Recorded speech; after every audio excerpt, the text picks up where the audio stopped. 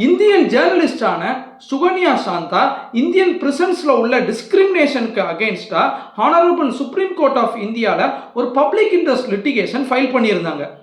ரீசெண்டாக அக்டோபர் 3ஆம் தேதி honourable supreme court of India அந்த பில்லுக்கு ஜட்ஜ்மெண்ட் பாஸ் பண்ணியிருக்காங்க.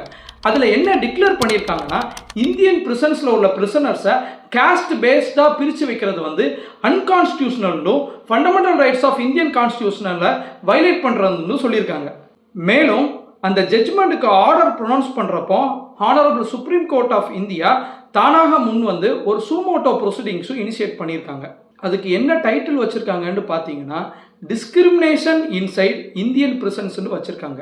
அதில் என்ன டிஸ்கஸ் பண்ணியிருக்காங்கன்னா, ஈவன் 75 இயர்ஸ் ஆஃப் இண்டிபெண்டன்ஸ் நம்மளால் காஸ்ட் டிஸ்கிரிமினேஷனை இந்தியாவில் எராடிகேட் பண்ண முடியல.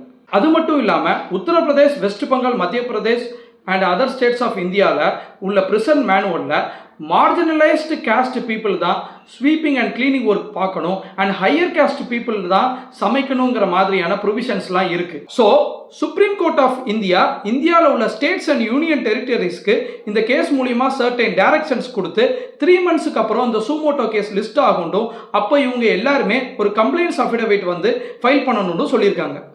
கோர்ட் லே டவுன் பண்ணியிருக்க டைரக்ஷன்ஸ் என்னன்னு பார்த்தீங்கன்னா, ஸ்டேட் கவர்மெண்ட் அண்ட் யூனியன் டெரிட்டரிஸ்லாம் அவங்ககிட்ட உள்ள பிரிசன் மேனுவல்ஸை 3 monthsல ரிவைஸ் பண்ணணும்.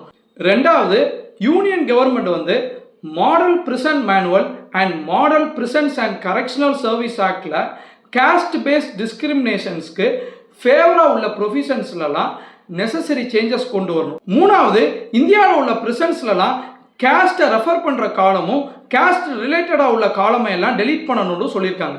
நாலாவது, இந்தியாவில் உள்ள எல்லா கோர்ட்ஸும் இந்த ஜட்ஜ்மெண்ட்டை வச்சு சூமோட்டோவாக ஆக்ஷன் எடுத்து ரிப்போர்ட் ஃபைல் பண்ணணும்னு சொல்கிறாங்க. அஞ்சாவதா, போலீஸ் ஆஃபீஸர்ஸ்லாம் டினோட்டிஃபைட் ட்ரைப்ஸை அரெஸ்ட் பண்ணுறப்போ ஆர்பிட்டரியாக arrest பண்ணக்கூடாதுன்றோ supreme court landmark judgements ஆன அர்னேஷ்குமார் விசஸ் ஸ்டேட் ஆஃப் பீகாரில் லே டவுன் பண்ணியிருக்க கைட்லைன்ஸ் அண்ட் பிரின்சிபால்ஸ் எல்லாம் ஃபாலோ பண்ணி தான் அரெஸ்ட் பண்ணணும்னு சொல்லியிருக்காங்க. இந்த வீடியோவோட எண்டில் இந்த ஜட்ஜ்மெண்ட் ரிலேட்டடான டீட்டெயில்ஸ் அட்டாச் பண்ணியிருக்கேன். இந்த மாதிரியான லீகல் அப்டேட்ஸ்க்கு மறக்காமல் நம்ம சேனலை ஃபாலோ பண்ணுங்கள். லெட் அஸ் லேர்ன் லா டுகெதர். தேங்க்யூ.